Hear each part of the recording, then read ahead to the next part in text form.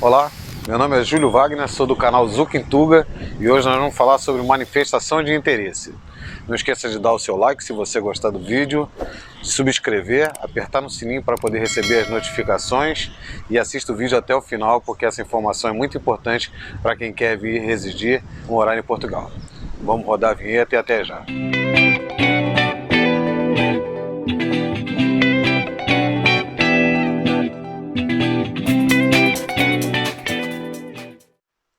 O que é a manifestação de interesse? A manifestação de interesse é o documento que você dá entrada no CEF para poder ter a autorização de residência. E ela pode ser, na verdade, pedida por diversos motivos diferentes. Ou porque você tem contrato de trabalho, ou você passou a ter um contrato de trabalho, ou porque você exerce uma atividade profissional, que é que a gente chama de recibo verde. Essas são as duas maneiras que permitem que você resida em Portugal com entrada como turista, ou seja, você veio como turista, você não veio com visto já determinado, pré-definido do Brasil, e aí com isso você consegue ter a residência aqui com a manifestação de interesse. Quais são os documentos que são necessários para a manifestação de interesse? O passaporte válido, com pelo menos 3 meses de validade, que é o tempo mínimo para você ficar aqui como turista. Então você precisa ter um passaporte pelo menos com 3 meses. Esse é o primeiro ponto. O segundo ponto, vou usar aqui a colinha, é o comprovativo de entrada regular. O que significa isso?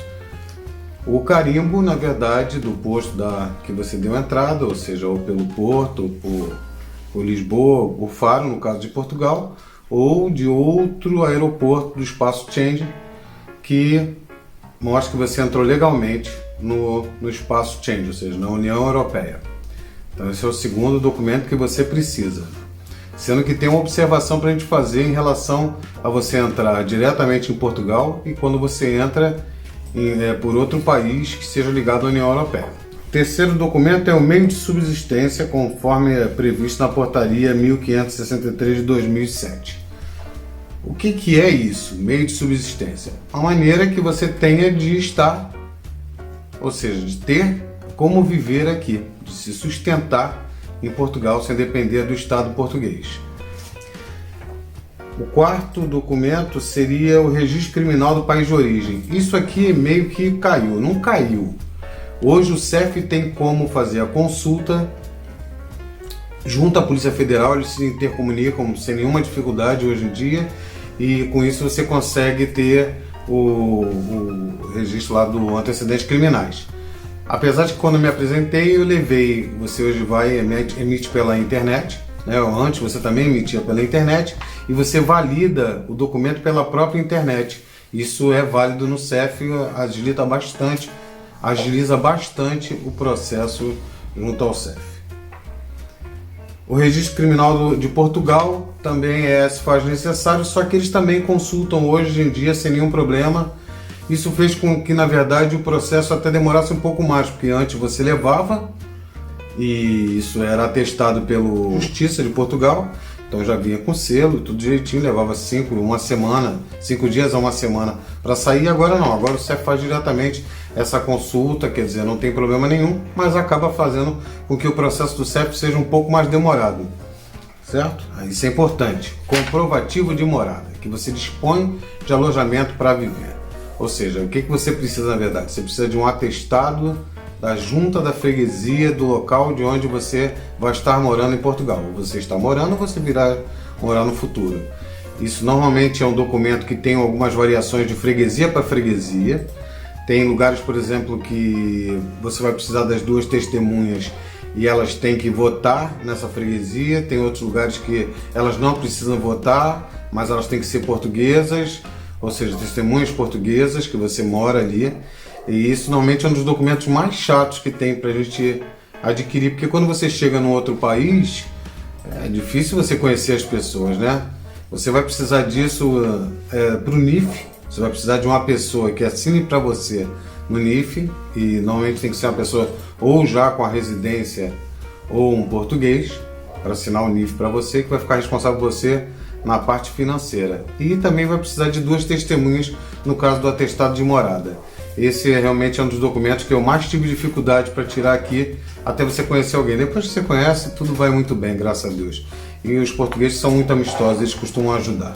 Então, eu acredito que mesmo sendo difícil, a nossa dificuldade acaba pela dificuldade de se comunicar, de pedir, é desagradável, né? Não é uma coisa mais legal, mas é viável, é possível, você vai conseguir fazer. Outro documento que é importante, você normalmente só consegue isso inclusive tem um porém que eu gostaria de falar. No início do ano saiu a lei, por exemplo, que já ia, como eu falei no outro vídeo que vai estar aqui no card aqui em cima, eu vou deixar o vídeo também falando sobre a extensão do prazo da primeira residência em Portugal. O número da Segurança Social é importante. É uma coisa que vocês vão ter que providenciar, com certeza, junto com a pessoa que vocês fecharem um contrato de trabalho. Comprovativo de inscrição na administração fiscal é o NIF.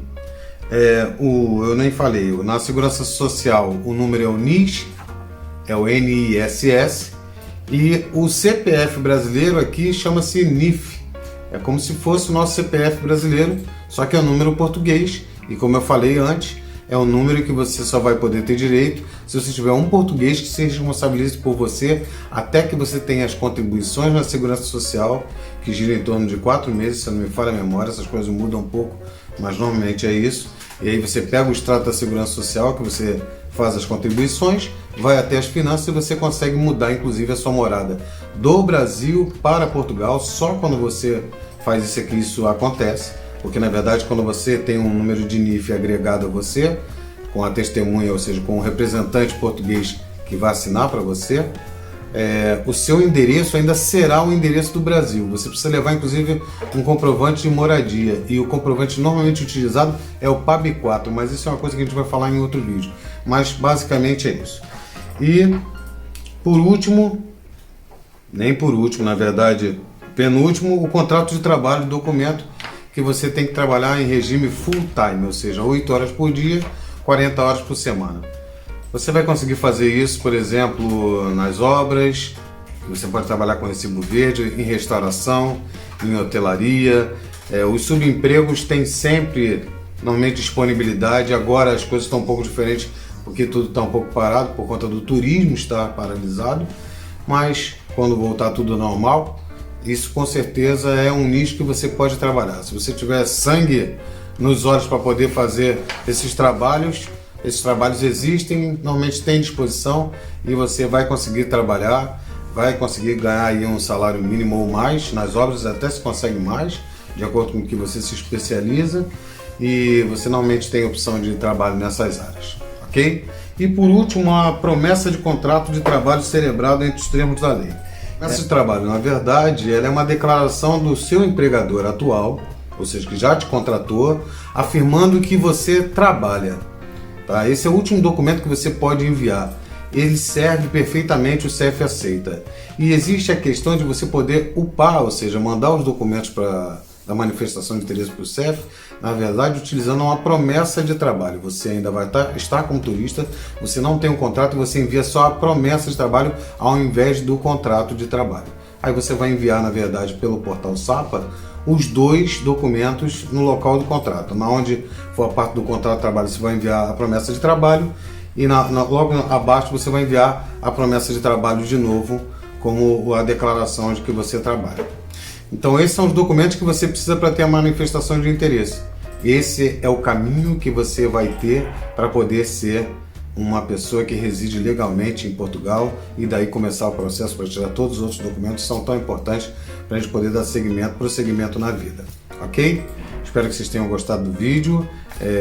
Qualquer dúvida pode escrever aqui nos comentários. Esse assunto é muito extenso, então eu não quero fazer um vídeo muito longo, ele vai ser um vídeo curto, falando realmente só dessa parte prática. Tem um monte de vídeo na internet mostrando como é que você vai fazendo lá ou seja, no portal do SAPA. Se vocês quiserem eu posso mostrar, mas tem muita gente que fala sobre isso. Mas na verdade que você precisa saber basicamente dos documentos que você precisa e o que ela significa. Bom, se você gostou do vídeo, não deixe de dar um like, não se esqueça de subscrever aqui, apertar o sininho. Espero que vocês tenham gostado do vídeo. Se tiverem alguma dúvida, qualquer comentário, deixe seus comentários, são muito importantes para nós, viu? E as subscrições também. Se conhecerem pessoas que querem ter a oportunidade de viver em Portugal, poxa, não esqueça de indicar o nosso canal, isso nos ajuda muito, nos fortalece, nós estamos aqui para ajudar quem realmente quer fazer isso. Eu, quando estava vindo para cá, busquei muitas informações, fiquei com muitas dúvidas ainda. Sei que eu não vou esclarecer todas as dúvidas, mas o nosso objetivo realmente é esse. Você vir para um outro país onde você não conhece ninguém, onde você não conhece nada, é uma coisa que assusta, né? Então, quanto mais informações vocês puderem ter, eu sei que ajuda. Isso é uma coisa que realmente tranquiliza um pouco mais. Então, esse canal foi criado para você que busca informações para poder vir morar em Portugal, como nós fizemos, como eu fiz, junto com a minha família. No meu caso, até minha esposa veio primeiro, mas enfim, as portas foram abertas e nós pegamos essa oportunidade e seguimos em frente. Então, um beijo grande a todos, cuidem-se e até a próxima.